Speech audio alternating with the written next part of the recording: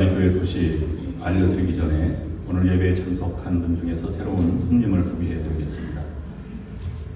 우리 캘리포니아 네바다 연회 가운데에서는 코리안 리더십이 몇 분 계신데요. 그 중에 이제 감리사나 아니면 캐비넷에서 일하는 분들이 3분 계시고, 그 다음에 감독 어시스턴트를 담당하신 분이 오늘 예배에 참석하셨는데, 심시정 목사님이십니다. 우리 잠깐 박수로 환영하겠습니다. 네, 4분의 감리사님 중에 한 분, 감리사급입니다. 우리 교회에 어려운 일이 있으면 도와주기 위해서 오셨으니까 여러분 어려운 일 부탁을 많이 저에게 해주시면 제가 전달해드리도록 하겠습니다. 감사합니다. 지난주 목요일날 커커스 실행위원회가 모여서 제가 컨트라코스타 연합감리교회에 다녀왔습니다. 2가지가 크게 이제 요청사항이었는데요. 우리가 컨트라코스타까지 가는 길에도 2시간 정도 걸려서 강혜성 목사님, 링컨 사랑의 교회 목사님과 함께 다녀왔습니다. 짧은 거리는 아니에요. 그러나 우리가 연합회 활동에 한 교회로서 또 협력하고 또 함께 민수지를 해나가는 그런 이 교회 연합회도 하나의 큰 교회이니까 우리가 그 즐거운 마음으로 참석을 했습니다. 연합회 활동이 2곳에서 이제 8월 달에 진행이 되는데, 하나는 이번 주 토요일 날 국가주 여선교연합회에서 있는 선교학교입니다. 여선교회 선교학교가 매년 8월 중순쯤에 토요일 날 열리게 되는데, 아침 10시부터 그 다음에 오후 3시까지 매번 산타클라라 연합감리교회에서 주로 열립니다. 우리 교회에서 간다면 3시간 정도를 잡아야 되니까 6시쯤 출발을 해야 겨우 등록하고 이제 시작할 수 있습니다. 그런데 많이 참석해 주시는 것이 우리의 연합회 활동을 알리고 또 힘을 불어넣고 우리가 하나가 되는 길이라고 생각을 합니다. 여러분 시간 되시면 토요일 날 한번 참석해 주시는 것도 좋은 그런 사역 중에 하나라고 생각을 합니다. 여러분 많이 참여해 주시길 바랍니다. 또한 뒤에 게시판에 보면 새로운 포스터 하나가 부착되어 있는데, 국가주 한인 코커스 선교 골프 대회라는 행사가 있습니다. 팬데믹 기간 중에는 열리지 못했는데요. 올해는 다시 이제 시작을 하여서 열리게 되었습니다. 청소년들 수련회를 후원하고 또 차세대를 지원하는 기금으로 이 골프 대회가 진행이 됩니다. 우리 교회에서 가실 분이 계시면 저에게 말씀을 해주시고요. 교우들이 가면 저도 기꺼이 운행을 할 용의가 있습니다. 말씀을 해주시면 감사를 드리겠고요. 참가비가 150불인데 만약에 참가를 못 하시더라도 나는 즐거운 마음으로 청소년들을 위해서 한인 코리안 커커스를 위해서 도네이션 하고 싶다는 마음이 조금이라도 생기시면 도네이션 하시면 제가 전달해 드리도록 하겠습니다. 몸이 가셔서 함께 하셔도 좋고 도네이션 하셔도 좋습니다. 여러분 많이 협력해 주시고 기도해 주시면 감사하겠습니다. 이상으로 광고 말씀 마치겠습니다. 성경 말씀 보시겠습니다. 오늘 성경 말씀은 사도행전 9장 8절부터 20절까지 있는 말씀. 사울이 땅에서 일어나 눈을 떴으나 아무것도 보지 못하고 사람의 손에 끌려 다메섹으로 들어가서 사울도가 보지 못하고 먹지도 마시지도 아니하니라. 그때 다메섹에 아나니아라 하는 제자가 있더니 주께서 환상 중에 불러 이르시되 아나니아야 하시거늘 대답하되 주여 내가 여기 있나이다 하니, 주께서 이르시되 일어나 집가라 하는 거리로 가서 유다의 집에서 다섯 사람 사울이라 하는 사람을 찾으라. 그가 기도하는 중이니라. 그가 아나니아라 하는 사람이 들어와서 자기에게 안수하여 다시 보게 하는 것을 보았느니라 하시거늘, 아나니아가 대답하되 주여 이 사람에 대하여 내가 여러 사람에게 듣사온즉 그가 예루살렘에서 주의 성도에게 적지 않은 해를 끼쳤다 하더니, 여기서도 주의 이름을 부르는 모든 사람을 결박할 권한을 대제사장들에게서 받았나이다 하거늘, 주께서 이르시되 가라 내 이름을 이방인과 임금들과 이스라엘 자손들에게 전하기 위하여 택한 나의 그릇이라. 그가 내 이름을 위하여 얼마나 고난을 받아야 할 것을 내가 그에게 보이리라 하시니 아나니아가 떠나 그 집에 들어가서 그에게 안수하여 이르되 형제 사울아 주 곧 내가 오는 길에서 나타나셨던 예수께서 나를 보내어 너로 다시 보게 하시고 성령으로 충만하게 하신다 하니 즉시 사울의 눈에서 비늘 같은 것이 벗어져 다시 보게 된지라 일어나 세례를 받고 음식을 먹음에 강건하여지니라. 사울이 다메섹에 있는 제자들과 함께 며칠 있을새 함께 즉시로 각 회당에서 예수가 하나님의 아들이심을 전파하니 은혜의 불길 타오르게 하소서. 진리의 말씀 이 땅 새롭게 하소서. 은혜의 강물 흐르게 하소서. 성령의 나라 이제 불어와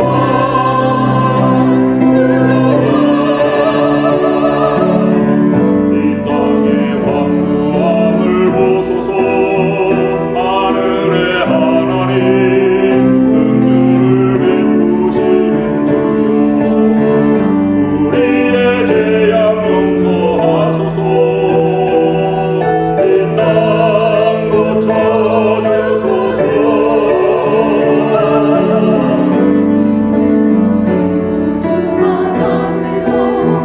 이 땅에 무너진 기초를 다시 쌓을때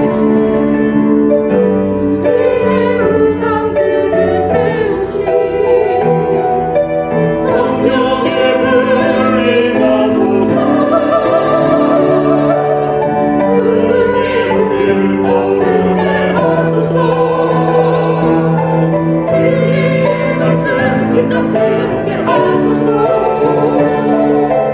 은혜의 강물 흐르게 하소서. 성령의 바람 이제 불어와 주의 영광 가득한 새날 주소서. 주님 나라 이 땅에 임하소서.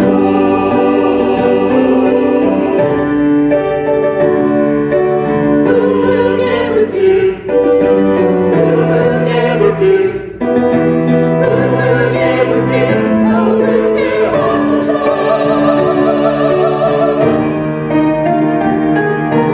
은혜의 불길 타오르게 하소서. 진리의 말씀 이 땅 새롭게 하소서. 은혜의 강물 흐르게 하소서. 성령의 바람 이제 불어와 주의 영광 가득한 새날 주소서. 주님 나라 이 땅에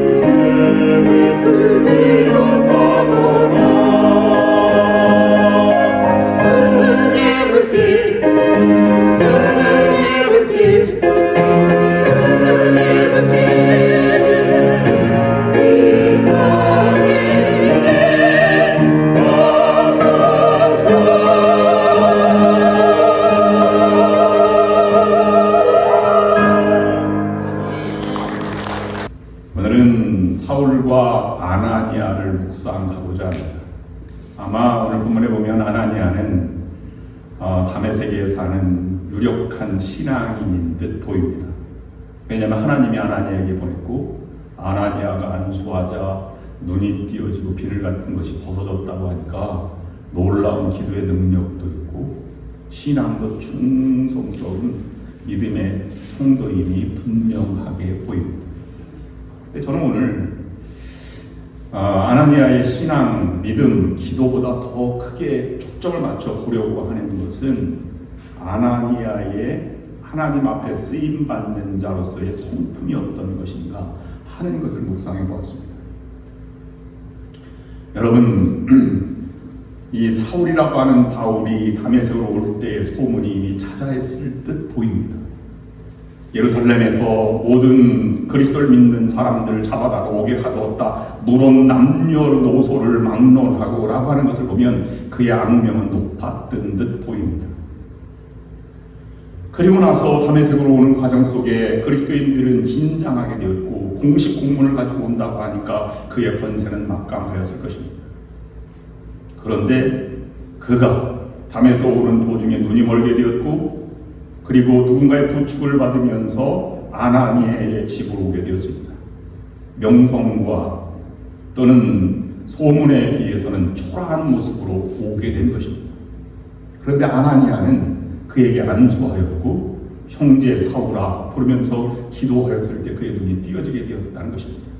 우리 같으면 이런 민수 같은 그렇게 악명 높더니 잘 되었다라고 생각하는 마음이 아나니아에게는 조금도 없음을 본문에서는 제가 묵상하면서 느꼈습니다. 여러분의 마음도 미움과 판단, 감정 이 모든 것을 다 제하고 하나님의 눈으로 이웃을 바라보고 하나님의 눈으로 여러분 아픈 사람 아니면 형제자매 아니면 다른 모든 사람들을 바라보면서 이 하나님께 쓰임받는 여러분들이 될 수 있기를 주님의 이름으로 축원합니다. 쉬운 건 아닙니다. 왜냐하면 사람이 감정이 앞서기 때문에 더 그렇지요. 그런데 그 넘어서서 하나님의 뜻이 무엇인지를 바라볼 수 있는 훈련과 눈과 기도한 사람은 다르게 보이게 되어 있습니다. 그 원인이 무엇일까? 그것을 우리는 신앙의 여정이라고 말하고 믿음의 깊이라고 얘기하는데 그 원인, 그 객관적인 증거가 무엇일까 하는 것을 묵상해 보았습니다. 2차 대전이 막바지에 이르렀을 때 1947년 봄 어느 날 15살의 베두인 목동 하나가 무하마드 아드디브라고 하는 소년이 친구와 함께 바위산을 오르락내리락 그렇게 돌아다녔습니다. 왜냐하면 자기가 기르던 양 중에 한 마리가 도망갔기 때문에 그 양을 찾기 위한 것이었습니다. 장소는 예루살렘에서 차로 1시간쯤 떨어진 사해 근처인 계곡, 주디아 사막의 그런 계곡 초입 정도 되었습니다. 한참 찾아다니는데 사람은 들어가기가 어려울 것 같고 양들은 아마 그늘을 찾아 숨어 들어갈 만한 작은 구멍 하나를 발견하였습니다. 그래서 들어갈 수는 없고 그래서 돌을 던져서 보았더니 양의 소리는 나지 않고 항아리 깨지는 소리가 들렸습니다. 여러분, 유대 사람들도요 역사가 오래된 지역에 무엇인가 있는 것을 직감합니다. 여러분 로마 관광 가면 로마 가이드가 이렇게 얘기합니다. 여러분의 발로 차는 돌이 2000년 된 것입니다. 우리는 역사적 이 증거들이 너무나 많이 있는데 하찮게 보지 마시길 바랍니다 라고 말하는데요. 목동들도 그걸 알았어요. 그래서 이 모하마드 디브는 가만히 가지고 아무에게도 얘기하지 않고 그 다음날 삼촌과 함께 그 자리에 들어가서 그 구멍을 넓혀서 그 안에 들어가 봤습니다. 10개의 항아리가 들어있었는데요. 8개는 열어보니까 비었고 2항아리 흙이 차 있었습니다. 근데 그걸 다 보니까 거기에 두루마리가 17개가 들어있는 것입니다. 4개, 3개 이렇게. 여러분 이게 비싸게 팔리겠다 라고 생각해서 삼촌과 함께 그 두루마리를 들고 나왔습니다. 그리고 나서 지나가는 동네 지나가는 칸도라라고 하는 베들레헴에서 유명한 골동품 상을 갔습니다. 왜냐하면 귀한 것이니까 귀한 것일 것 같다는 느낌으로 찾아가는 것이에요. 제가 이걸 찾았습니다. 얼마 주시겠습니까? 그랬더니 내가 높게 쳐드리지요. 25달러 드리겠습니다. 그래서 7대를 25달러씩 3만 원씩 주고 3,021만 원 받고 기쁜 마음으로 돌아왔습니다. 골동품상이 보니까 너무 귀한 거예요. 이걸 내가 어떻게 할 수 있겠나라고 생각을 해서 자문을 구했습니다. 그랬더니 거기에 시리아 대주교인 아다나시우스 사무엘이라고 하는 대주교가 찾아가서 물었더니 귀한 것입니다. 내가 높게 쳐드리겠습니다. 그래서 팔았는데요. 100불에 팔았습니다. 4개. 그러니까 400불이죠. 50만 원 정도 판 것입니다. 나머지 3개는 히브리 대학교 구약학 교수 스케니 교수에게 가서 그걸 가지고 팔았습니다. 그리고 나서 사무엘 대주교는 시리아 대주교는 그것이 너무 귀한 것인 줄 알고 미국으로 가서 이제 구약학자들에게 해석을 원하기 위해서 그걸 싣고 갔고요. 그래서 그것을 기사에 월스트리트 저널에 쓰게 되어 있는데 유대 사막의 그 사해 지역에서 발견된 사본이다. 그래서 Dead Sea Scrolls라고 하는 이름으로 기사가 나왔는데 그것이 고유명사가 되었습니다. 그래서 이스라엘로 사해 사본이 돌아오기를 원했던 이 야딘 교수가 죄송합니다. 구약 교수 야딘 교수가 그 가치를 알아보고 이스라엘에 연락했고요. 이스라엘이 그것을 다시 찾아오기 위해서 값을 지불한 것은 25,000불, 하나는 3,000만 원 정도 돼서 돌아왔습니다. 그리고 나서 파편을 찾기 시작했는데 1,500여 개의 사본이 금액으로 매길 수 없는 가치가 되어서 그 사해 사본이 이스라엘로 다시 이제 국고를 들여 들어오게 되었고, 지금 여러분 예루살렘에 가면 사회 데드 시 스크롤 뮤지엄이라고 하는 사해 사본 박물관이 되어 있고요. 그거는 역사상 비교할 수 없는 가장 국보급, 인류의 역사에 가장 빛나는 그런 보화처럼 여겨졌습니다. 25불짜리가 25,000불, 전 세계를 빌려서 이스라엘 국고, 인류의 자산으로 되기까지 과정은 알아본 사람들에 의해서 그것이 가치가 형성된 것입니다. 그 이전까지 최고의 성경, 가장 오래된 사본은 레닌그라드 사본이라고 1100년도에 된 사본인데요. 그게 제일 오래됐다고 얘기했는데 이 데드시 스크롤 사해 사본은 그보다 1100년이나 앞선 BC 1세기경 1200년 앞선 그러한 성경이었는데 성서학자들은 놀라운 전율을 금치 못했습니다. 왜냐하면 그걸 번역해 보았더니 우리가 가지고 있는 성경과 다른 것이 항상 한자도 없었다는 것을 발견하고 나서 이것이 진짜 하나님의 말씀이구나 하는 감동을 느꼈다고 합니다. 그것을 쓴 사람은 군난 공동체 사람들이었고, 목욕을 재개하고 하나님의 이름이 나오면 다시 목욕하고 다시 나와서 정지해서 써서 서기관들이 기록돼서 후세에 전해지게 된 그런 사본들이 된 것입니다. 우리의 삶에 하나님의 보화를 잘 발견하지 못하면 우리도 목동어 같은 역할을 담당할 때가 많이 있습니다. 다른 사람 말하는 것으로 상처받고, 내 작은 소리로 다른 사람이 막 좌절을 느끼거나 절망을 느끼고, 또는 서로 갈등을 일으키고 상처를 주기도 합니다.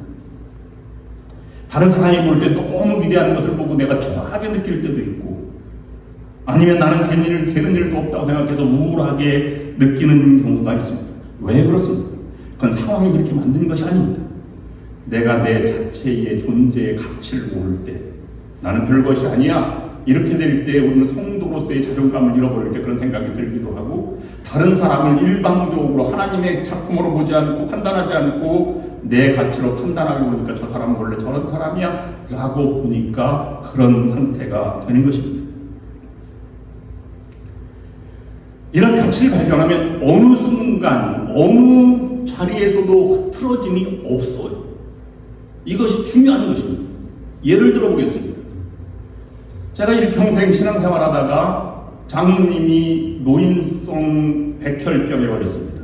여러분 그거 걸리면 치료 과정도 있지만 어렵잖아요. 치료가 대부분 이제 2년 정도 치료받다 돌아가시는데요. 장모님이셨으니까 얼마나 위대합니까?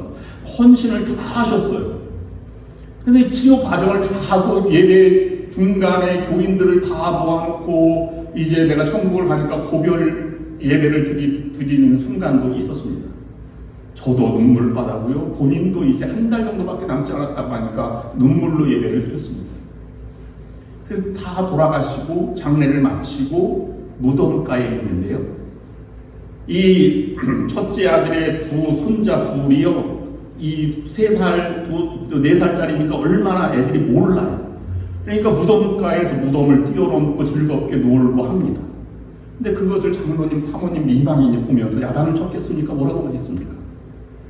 사모님이 그 아이들을 이렇게 끌어안더라고요. 이 내 새끼들. 여러분, 장례식을 망칠 수도 있다고 생각하는 것인데 사람 가치를 다르게 보면요. 그 장면이 아름다워 보일 수밖에 없는 것입니다.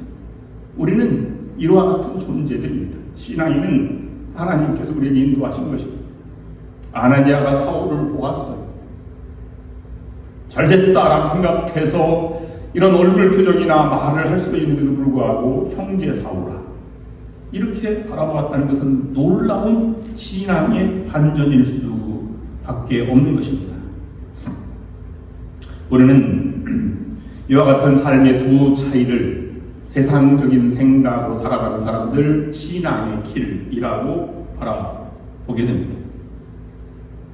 한 사람의 모습을 바라보는 초점을 어떻게 하는 것인지, 어떤 사람이 아나니아처럼 하나님의 쓰임받는 사람인지 또는 사울처럼 하나님께 쓰임받는 존재가 되는 것인지 지속적으로 쓰임받기 위해서는 어떤 자세가 되어야 하는지를 물어보고 우리에게 생각하게 하는 본문의 말씀입니다. 오늘 주제의 첫 번째 묵상하려고 하는 것은 여러분 이왕 살아가는 과정이라면 하나님 앞에 귀하게 쓰임받는 존재가 되어서 살아가시는 여러분들이 될 수 있기를 주님의 이름으로 축원합니다. 다른 사람 따라하지 마시고 나를 고귀하게 보고 다른 사람도 고귀하게 봐서 이런 귀한 하나님 앞에 하나님의 사랑을 전하는 그런 사람이 될 수 있어야 할 것입니다. 그런데 이것은 내가 그럼 하나님의 쓰임받는 사람이 되어야지 라고 결심해서 되는 일은 아닙니다. 그 본문 말씀 사도행전 9장 13절 14절 말씀이 이것을 증거하고 있는데 이렇게 기록하고 있습니다. 아나니아가 대답하되 주여 이 사람에 대해서 내가 여러 사람에게 듣사온즉 그가 예루살렘에서 주의 성도에게 적지 않은 해를 끼쳤다 하더니 여기서도 주의 이름을 부르는 모든 사람을 결박할 권한을 대제사장에게서 받았나이다 하거늘 행악자요 핍박자요 고통받아 마땅하고 죽어 마땅한 오히려 죄의 대가를 받아야 할 존재가 지금 앞에 있는 것을 보고 아나니아는 그저 내 감정을 억누르고 저는 하나님의 자녀입니다 이렇게 그냥 그 가치를 무조건 인정한 차원이 아니었다는 것을 볼 수 있습니다. 아나니아는 그리스도인들을 핍박하던 사울 소식을 알고 있었습니다. 하나님이 바울에게 가라라고 하였을 때 아나니아는 내가 왜 갑니까? 그 사람은 그에 마땅한 사람입니다 라고 주저했을 수도 있습니다. 그러나 그는 깊이 하나님을 묵상한 사람으로서 자기의 생각을 내려놓고 안수하여 사울의 눈을 뜨게 하였습니다. 여러분 이것은 다양한 인간관계 속에서 형성되는 것이죠. 그런데 보다 깊은 신앙의 세계에 있는 사람이 크고 높고 깊은 것을 바라보기 때문에 흔들리지 않고 이 세계로 나아갈 수 있는 가능성이 많습니다. 여러분 신앙생활 하다 보면 각자의 모습으로 살아가는 신앙인들이 있습니다. 대체적으로 한 4가지 정도 신앙생활이 있는데 자기는 구원받았는지 구원받지 않았는지 모르고 그냥 막 다니는 사람이 있습니다. 나는 정말 구원받았는가? 라고 생각이 들기도 하고 안 들기도 하고 그렇습니다. 여러분 내가 구원받았는지 모르는 분이 있으면 저에게 오시기를 바랍니다. 제가 잘 안내해드리고 또는 신앙의 길로 또는 세례받지 않은 사람은 세례의 길로 예수 그리스도를 고백하지 않은 사람은 고백하고 그리스도는 나의 주시오 살아계신 하나님의 아들입니다 라고 고백하는 단계까지 나아가게 될 것입니다. 아무도 묻지 않고 가르치지 않았다면 그런 세계로 나갈 수 있는 건 당연합니다.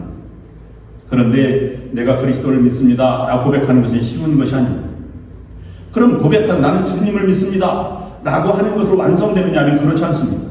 구원은 받았지만 구원받지 않은 사람처럼 자기 성질대로 성질 충만한 사람들이 주변에 얼마나 많습니까? 그런 것도 우리가 만나는 사람 중에 하나입니다. 또는 구원받은 사람으로 성도로 살아가면서 이렇게 하면 안 되는데 하는 생각을 가지고도 행동하는 사람이 있습니다. 나는 더 이상은 못 참아 라고 생각하는 사람들도 있지. 그래서 하나님의 마음을 아프게 한다는 걸 알면서도 그걸 멈추지 못합니다. 그래서 나는 이게 문제야 라고 생각하는 신앙인도 있습니다. 그러나 그 모든 것들을 다 뒤쳐놓고 쓰임받는 사람은 구원을 받았을 뿐만 아니라 하나님의 뜻에 순종하고 하나님의 도구로 하나님의 동역자로 쓰임받아 역사의 한 페이지를 써가는 사람일 것입니다. 마치 사울과 아나니아처럼 말입니다. 여러분, 하나님께 쓰임받는 존재입니까? 아니면 그저 신앙을 관조하는 구경꾼의 삶으로 살아갑니까? 여러분, 이렇게 말하면 또 상처받는 분들이 있습니다. 이 마땅한 일할 근거가 되어야지요.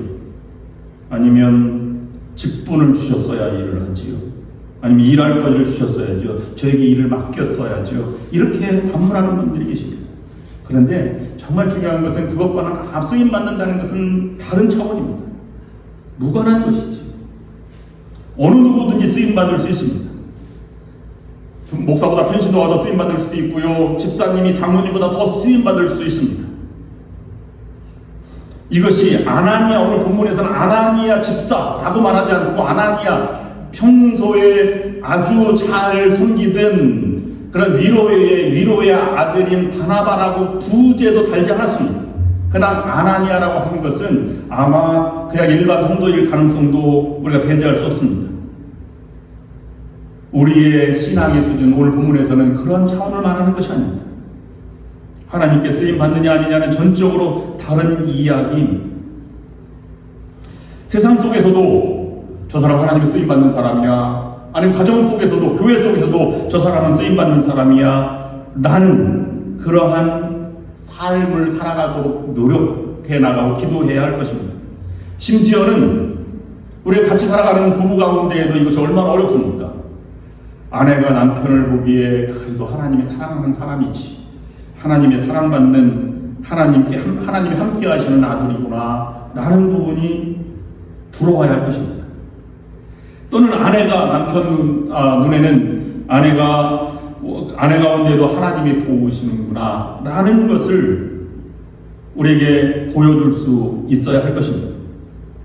하나님께 쓰임받는 자로 살아가는 것이 하나님이 우리를 구원하신 이유이자 또 하나님께서 우리를 부르시고 세우신 가장 중요한 이유입니다. 그러므로 여러분 삶의 현장에서 쓰임받는 자리에 사시기를 주님의 이름으로 축원합니다. 그런데 오늘 본문을 보면 쓰임받는 사람들의 공통점이 있어요. 다양한 세상 속에 감정도 이런 인간관계도 중첩되지만 그러나 그들의 쓰임받는 것은 첫째로는 그들은 하나님의 음성을 듣고 그 음성에 전적으로 순종했다는 분명한 모습입니다. 9장 15절 말씀 보면 이렇게 기록되어 있습니다. 주께서 이르시되 가라, 이 사람은 내 이름을 이방인과 임금들과 이스라엘 자손들에게 전하기 위하여 택한 나의 그릇이라. 주님이 먼저 아나니아에게 말하기를 내가 내 마음을 안다고 말하지 않았습니다. 그냥 가라, 그리고 나의 택한 그릇이다, 이 두 마디가 그의 마음을 움직인 것입니다. 나의 판단과 다르게 쓰임받는 존재가 있구나 라는 것입니다. 나는 감정이 거기까지 아직 안 돼요 라는 것은 본인의 문제입니다. 객관적으로 보면 하나님께서 도움을 정하고 사역을 하면서 사랑을 전하고 그 다음에 그 사람을 인정해서 지도자를 세우고 그 다음에 그들의 말을 따르고 이렇게 하나가 되는 것, 이것이 성령 충만한 사람이고 정말로 함께하는 위대한 쓰임받는 사람입니다. 그래서 이 아나니아는 그 사람을 형제라고 부르며 안수하게 된 것입니다. 하나님의 음성이 들리지 않는다면 여러분 들을 때까지 기도하셔야 할 것입니다.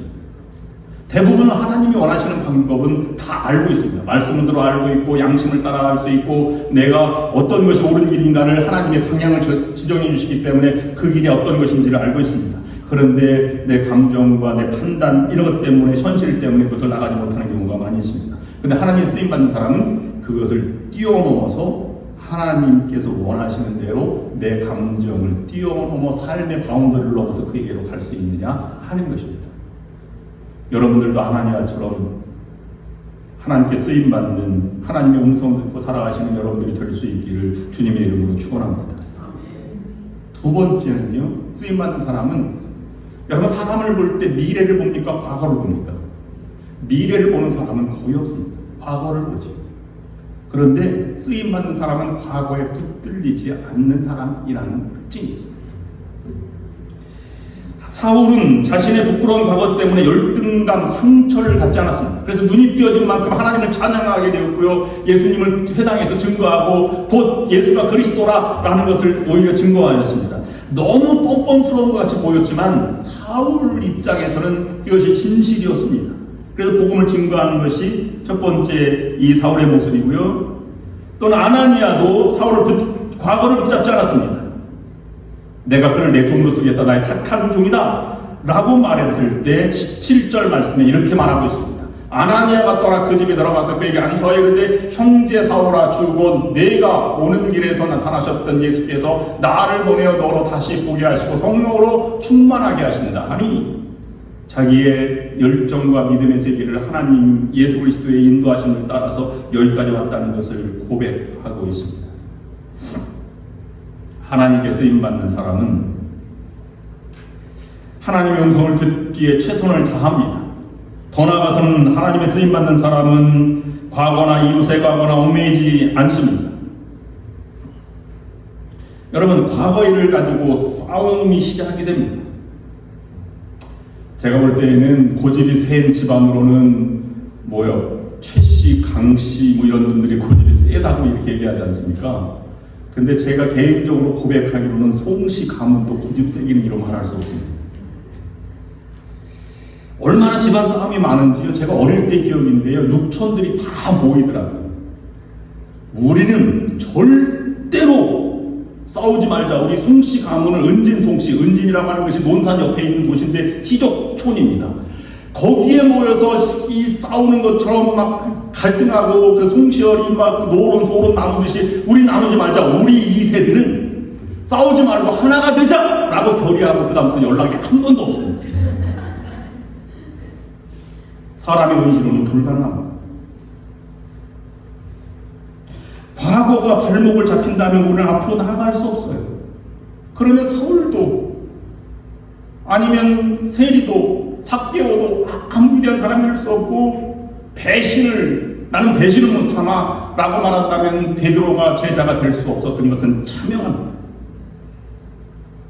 우리는 한 번 배신자면 영원한 배신자, 한 번 살인자면 영원한 살인자입니다. 저 사람 그랬대. 그러나 그것은 신앙의 관점이 아닙니다. 목사님들이 주로 사람을 볼 때는 다른 것은 안 보려고 하고요. 좋은 것을 보려고 하는데 저 사람 신앙이 참 순수하고 아름답다. 위대한 사역을 맡고 장로님이 되었으면 좋겠다. 라는 생각으로 바라볼 때가 많이 있습니다. 이 말은 다른 사람이 어떤 것인지 무시하고 그가 잘못됐어도 그냥 인정하고 넘어간다는 차원이 아닙니다. 바울은 자신이 죄인이라는 사실을 한 번도 잊지 않았습니다. 그런데 그것 때문에 열등감과 상처나 죄책감의 노예가 되지 않았다는 것을 우리에게 보여주고 있는 것입니다. 끝까지 나는 죄인의 괴수입니다. 나는 잘못했습니다. 그러나 주님이 우리의 보호자시고 나의 구세주입니다. 나는 겸손한 삶을 쓰임받는 존재로 증거하며 살아가는 존재였다는 것입니다. 두 번째 오늘 본문의 주제는 그런 묵상은 하나님의 부르심을 받은 자답게 살아야 한다는 것입니다. 하나님께서 계속 쓰임받으라. 한 번은 쓰임받을 수 있습니다. 그런데 계속 쓰임받으려면 무슨 특징이 있어야 돼요. 몇 가지 길을 우리에게 보여주고 있는데요. 일반적으로 세상적으로도 지도자가 되고 쓰임받는 사람도 같은 동일한 것입니다. 첫 번째는 양심을 따를 때 우리는 쓰임받게 되고 양심을 따르지 않을 때 언젠가는 그 일이 끝나게 됩니다. 사형수가 잡히기 전까지는 막 도망다니다가 마지막 잡혔어요. 그러면 사형수의 첫 말은 뭐냐면 억울하다가 아니라 내가 속이 시원하다. 나는 그만큼 갈등이 했다는 것이지. 우리는 하나님의 뜻을 알면 하나님이 무엇인가 원하는 것을 알 수 있어요. 그 길을 따라가면 내가 힘들어도 만족감이 있고 자유가 있고 평안이 있습니다. 거기 기쁨이 있습니다. 나는 할 일을 했다는 자부심을 가지게 된다는 말이죠. 그게 쓰임받는 길이라고 하는 것입니다. 여러분, 피곤해도 주일 예배 나오시고, 피곤해도 목사님이 기도하자 그러면 기도하시고, 피곤해도 여러분 주일 예배뿐만 아니라 새벽 기도에도 나올 수 있으면 나오실 수 있기를 바랍니다. 그것이 우리가 살아가는 길이고 회복하는 길입니다. 그런데 그렇게 해서 나올 수 있으면 결단하고 나올 수 있는 사람이면 얼마나 좋겠습니까? 근데 그런 사람이 많지 않더라고요. 육신은 원이로되, 아니 좀 마음은 원이로되 육신이 약하도다. 그래서 눈을 뜨니까 너무 피곤해서 오늘은 못 가겠습니다. 여러분, 부모님의 마음을 아는데도 잘 안 되는 것이 우리입니다. 그래서 우리는 불초소생, 불효자라는 말로 얘기합니다. 여러분, 부모님 마음을 알면 우리가 돈 있으면 용돈을 드리고요, 아니면 시간이 있으면 명절 때마다 찾아뵙고 1년에 한 번씩 이민자들도 찾아뵙고, 또는 그것도 안 되면 정성이라도 들여서 정기적으로 일주일에 한 번 전화하고 매일 통화하는 분들도 계시고 이랬습니다. 그런데 그리스도인들도 우리가 하나님의 마음을 알면 아버지가 하나님이 바라보시는 눈으로 바라보고 아파하는 것은 아파하고 우리가 그런 세계로 나아가야 하는 것이 참 평안과 자유와 우리의 사역인데, 우리는 그와 같은 삶을 잘 살기가 어렵다고 말합니다. 근데 여러분, 진정한 평안은 무엇입니까? 진정한 자유나 평안은 하나님의 부름에 합당한 삶을 살아갈 때 평안과 자유함이 있습니다. 만족감이 있다는 것입니다. 여러분, 학교 다닐 때 심부름할 때 기쁨이 있습니다. 왜냐하면 칭찬 듣는 것 때문에 기대감이 가는 것이죠. 저는 우리 집사람이 저에게 물건 사오라고 심부름하는 걸 기쁨으로 할 때가 있습니다. 왜냐하면 반찬 사오라고 하면 이 반찬이 저녁 식탁이 얼마나 맛있을까 이렇게 생각을 합니다. 안 믿으시는 것 같은데 그렇습니다. 그 다음에 그런 마음을 알아도요, 내 마음에 나오는 것이 더 강하면 그걸 이기지 못합니다. 제가 신앙생활하면서 느끼는 것 중에 하나는요, 나이가 들수록 급해지는 사람이 있고 욕을 하는 사람들이 세상에 있습니다. 나이가 들수록 더 여유가 많고 풍성한 사람이 있습니다. 삶의 궤적에 따라서 나눠지는 것 같은 생각이 들어요. 여러분들은 나이가 들수록 마음이 넓어지는 여러분들이 될 수 있기를 바랍니다. 나이가 적고 욕을 하는 사람들이나 특박한 사람들은 얼마 남지 않았다는 다급함 때문에 그런 것 같은 느낌이 듭니다. 그래서 내가 내 감정이나 내 억울함을 내가 풀어야지, 눈에 흙이 들어가기 전에 라는 생각이 조금이나 있을지 모르겠습니다. 그런데 하나님이 함께 하시고 하나님의 쓰임받는 사람은 하나님께 모든 것을 맡깁니다. 제가 중부 지역에서 은퇴하신 분이 이제 오셔서 신앙생활하는 분이 계셔서 제가 은퇴의 삶이 어떤가를 궁금해한 적이 있어요. 그래서 제가 물어봤습니다. 권사님, 은퇴하고 나면 시간이 얼마나 지루할지 모르겠습니다. 어떻게 시간을 보내세요? 그랬더니 저를 이렇게 물끄러미 바라보시면서 아유, 불쌍하지, 이런 생각으로 돌아보시는 것 같아요. 그랬더니 그분이 이렇게 말씀하시더라고요. 지루하다고요? 천만의 말씀입니다. 하루하루가 얼마나 빨리 돌아가는지 모릅니다. 하나님은 시간에 순응할 수 있도록 창조하신 것이라 감사하며 살아가고 있습니다. 다르지 않습니까? 이미 목회하다 보면 여러 가지 말들을 많이 합니다. 왕년에 금송아지 안 가져봤던 사람이 없고요. 다 여러분 경험하는 것입니다. 제가 한국에서는 신앙생활 참 잘했거든요.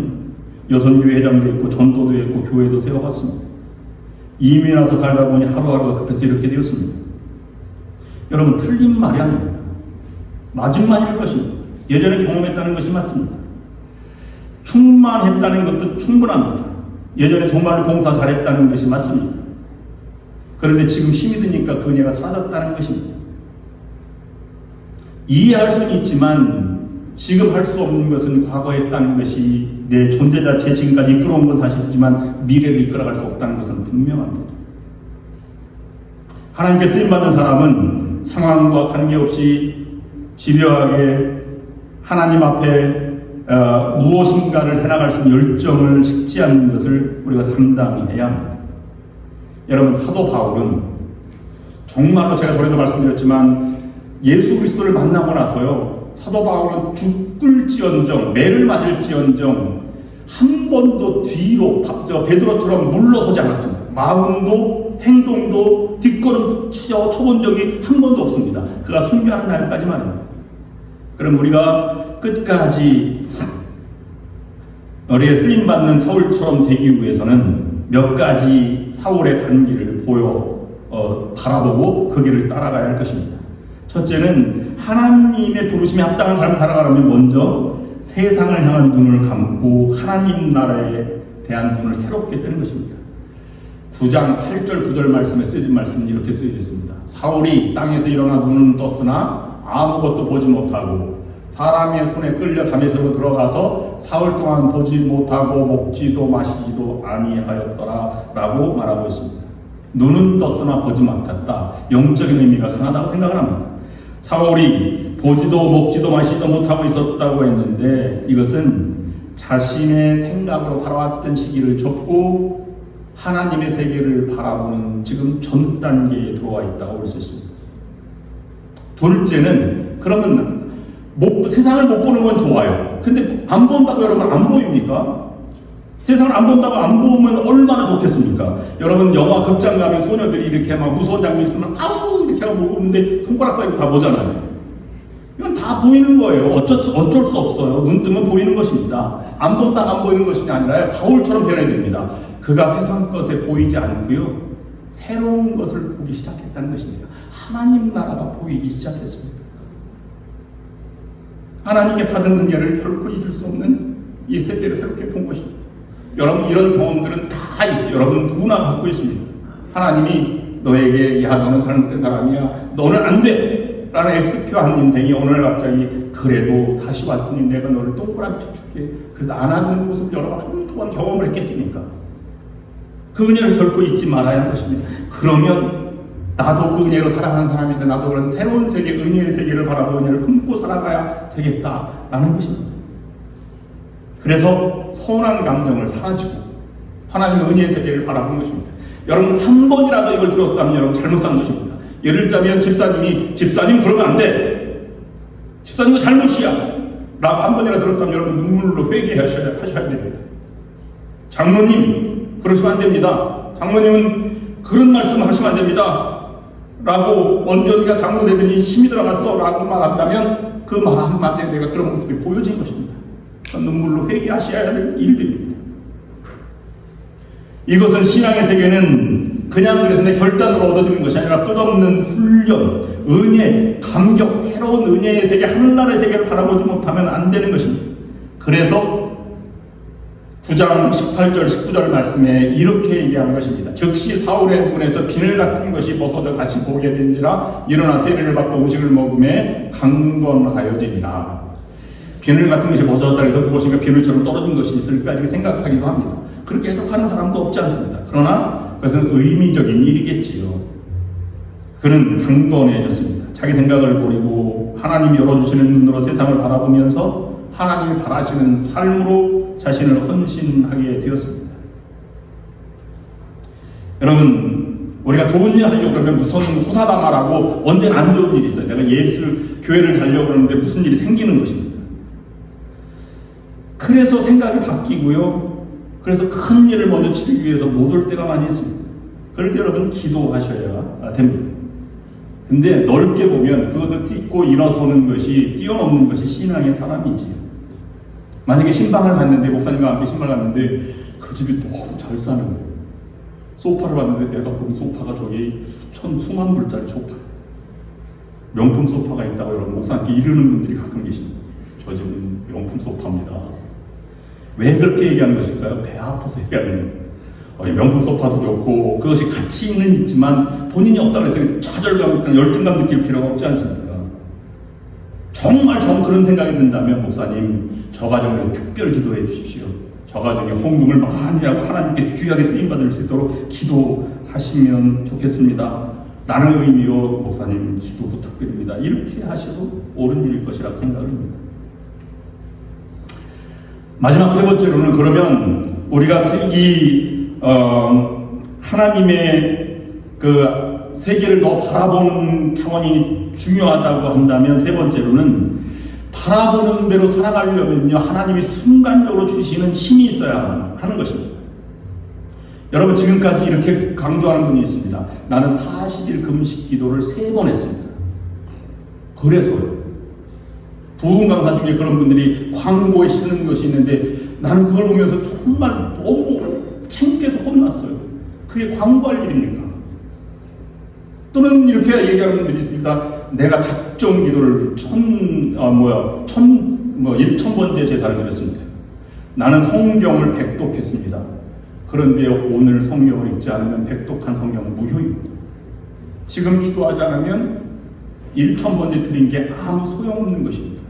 지금이 중요한 것입니다. 왜 그렇습니까? 신앙은요, 옛날 과거의 힘을 가지고 살아가는 것이 아니라 지금 하나님이 성령께서 인도하시는 힘으로 살아가는 것이기 때문에 그렇습니다. 그래서 사도행전 9장 21절 말씀이 이렇게 말씀하고 있는 것입니다. 듣는 사람이 다 놀라 말하되 이 사람이 예루살렘에서 이름을 부르는 자 사람을 멸하려던 자가 아니냐, 여기 온 것도 그들을 결박하여 대제사장들에게 끌어가고자 함이 아니냐 하더라. 사울은 힘을 더 얻어 예수를 그리스도라 증언하며 다메섹에 사는 유대인들을 당혹하게 하니라. 그는 지금 내가 어떤 존재인지, 내가 얼마나 미움받는 존재인지 알았습니다. 그러나 성령께서 인도해서 복음을 증거하라고 얘기했더니 일어나서 증거한 것입니다. 그가 다른 사람의 미움을 받거나 질타를 받거나 돌에 맞는 것은 그 다음 일이라고 생각하는 것입니다. 우리는 힘이 들면 하나님의 음성을 듣기보다는 사람의 음성을 듣기를 원합니다. 그리고 하나님을 찾기보다는 세상 삶을 먼저 찾으려고 하는 경향이 있습니다. 그런데 신앙의 사람은 은혜를 경험하는 사람들입니다. 지난주보다 이번 주가 더 갑절에 하나님의 동행하심의 은혜가 있기를 여러분들에게 있기를 바랍니다. 그래서 더 큰 은혜를 달라고 여러분 기도하고 나아가셔야 하는 것입니다. 그래서 하나님이 주시는 지혜를 가지고 살아가는 것입니다. 그러면 하나님의 쓰임받는 사람이 아나니아와 사울이라면, 그러면 하나님의 능력의 손길을 체험했다, 저 사람은 하나님이 함께 하신다 라고 하는 것의 객관적인 증거 4가지가 그에게 나타나야 한다. 저는 그렇게 묵상해 보았습니다. 여러분도 하나님의 능력의 손길을 경험해서 이 4가지가 여러분 삶에 나타나길 바랍니다. 첫 번째는 변화된다는 것입니다. 하나님의 능력은 사람을 변화시킨다는 것입니다. 나는 이전에 그런 걸 경험해 보지 못했는데 어느 날 성경을 읽다 보니까 뜨끔하는 것이, 야, 이런 말씀이 여기도 있었나? 갑자기 기도하고 싶어져요. 여러분, 그러면 성령께서 여러분 변화시킬 것입니다. 그럴 때 무릎 꿇을 수 있는 용기가 있어야 됩니다. 갑자기 예배 중에 눈물이 나기 시작해요. 그럼 하나님의 역사입니다. 그럼 눈물을 흘리고 기도할 수 있는 능력이 여러분 있어야 됩니다. 이게 쉬운 게 아니에요. 저 사람들 도와주고 싶은데 마음의 원인데 발걸음이 떨어지지 않습니다. 그럼 하나님이 기도하고 나갈 수 있는 능력이 있어야 됩니다. 이것을 우리가 변화라고 말하는 것입니다. 변화시키는 능력 가운데, 가는 가운데 하나님의 역사가 있고 가는 가운데 하나님의 일이 있는 것입니다. 아나니아도 사울에게 갔을 때 싫었지만 가서 성령의 말씀을 듣고 형제 사울아 라고 말했던 것은 가면서 그가 하나님의 은혜를 더 체험하게 된 것입니다. 두 번째, 변화시킨 것뿐만 아니라요, 하나님의 능력을 가진 사람은 작은 꿈은 버리고 큰 꿈을 가지고 살아가게 됩니다. 이것이 하나님께 쓰임받는 사람의 객관적인 증거입니다. 이제는 사울이 변화를 받았어요. 아나니아도 변화를 받았습니다. 그래서 사울이 나는 이제 더 이상 그리스도를 믿는 사람들을 잡아오게 놓지 않겠다라고 하는 꿈을 가진 것이 아닙니다. 그걸 뛰어넘어서 나는 하늘나라의 일꾼이 되고 복음을 증거하는 사람이 되겠다, 하늘나라를 꿈꾸고 살아가겠다고 바뀐 것입니다. 하나님의 마음을 알고 하나님의 그 뜻을 읽고 마음으로 하나님 말씀을 들고 세상으로 나아가게 된 것입니다. 그는 처음에는 복음 전도자의 꿈을 꾸지도 못했는데 하나님을 만나고 나서 하나님 나라의 꿈을 꾸게 되었습니다. 여러분, 하나님의 부름에 합당한 사람을 살아가려면 큰 꿈을 꾸어야만 합니다. 이건 적극적인 사고, 긍정적인 생각과 다른 것입니다. 행복하기를 원하는 아버지 되신 하나님께서 우리는 행복하기를 원하십니다. 물론 행복하기를 원하십니다. 평안하기를 원하십니다. 그러나 그 넘어서 하나님의 꿈을 꿈을 꾸도록 우리를 초청하신다는 것입니다. 그렇다면 여러분 작게 살지 마시길 바랍니다. 큰 꿈을 가졌다면 큰 기도를 드릴 수 있어야 하고, 큰 꿈을 가진 사람이 큰 기도를 드렸다면 큰 행동으로 나타나게 되어 있습니다. 대학교를 졸업한 자녀의 꿈이 딱지치기 왕이 되는 것이라면, 게임의 왕이 되는 것이라면 안 될 것입니다. 부모의 마음은 바로 그가 지도자가 되기를, 우리의 가문을 이끌어가고 이 세계를 이끌어가는 존재가 될 수 있기를 소망하는 것과 마찬가지입니다. 세 번째, 하나님의 쓰임받는 사람은 소망을 잃지 않습니다. 어느 절망의 순간에도 소망을 잃지 않습니다. 그것을 우리는 다른 말로 믿음이라고 얘기합니다. 믿음은 바라는 것들의 실상이 보지 못하는 것들의 증거라고 하는 말이 바로 이와 같은 것입니다. 저는 이 비유를 들면서 상파울로 한인교회 고 정민정 목사님 이야기 1년 3개월 목회하다가 세상을 떠났는데요. 1986년 1월 12일 36살에 하나님의 부름을 받았습니다. 근데 상파울로 교회의 건축할 때의 이야기입니다. 교인이 쪼개지고 한국에서 목사님이 갔는데요. 몇 명 남지 않았습니다. 그래서 건축을 다 새롭게 해나가야 할 형편인데, 교인들은 건축위원회가 구성되고 200명 좌석을 만들면 좋겠다라고 생각했습니다. 정민정 목사님은 맨 처음에 들어가서 잘 상황을 모르지만 10년 후를 내다보면 이민자들이 많이 올 것인데 1000명 교회를 지읍시다 라고 얘기했습니다. 근데 이민사회가 너무 어려워서 봉제업하고 옷가게를 하면서 살아가는 사람들이 땅 사기가 벅찼습니다. 땅이 그때 보니까 8만 불 정도 내는 것이 첫 번째 과제였는데 이게 문제가 되었습니다. 그래서 이 건축위원회나 직원에서 아주 찬반 감론을박이 막 있었던 것입니다. 근데 목사님의 말씀이 감동을 했어요. 교인들이. 여러분, 땅값을 사면 땅값은 누가 냅니까? 주인이 냅니까? 아니면 손님이 냅니까? 그랬더니 주인이 내야죠. 그러면 교회의 주인은 여러분입니까? 하나님입니까? 하나님입니다.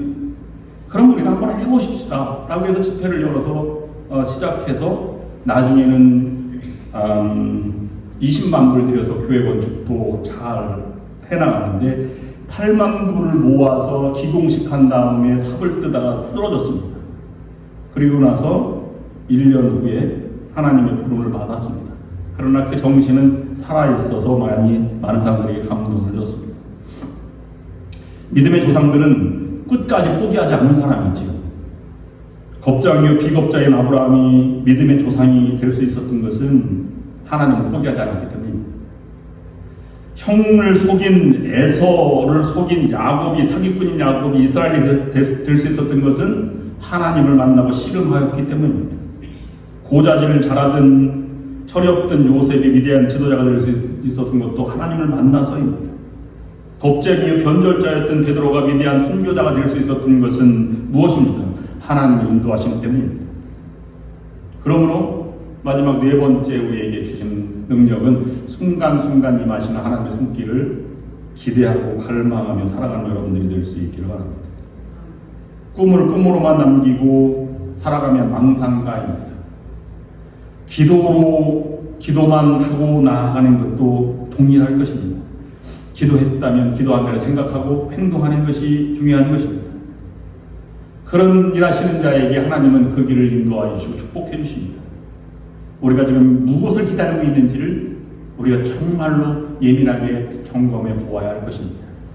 시편 63편 1절 말씀 이렇게 기록하고 있습니다.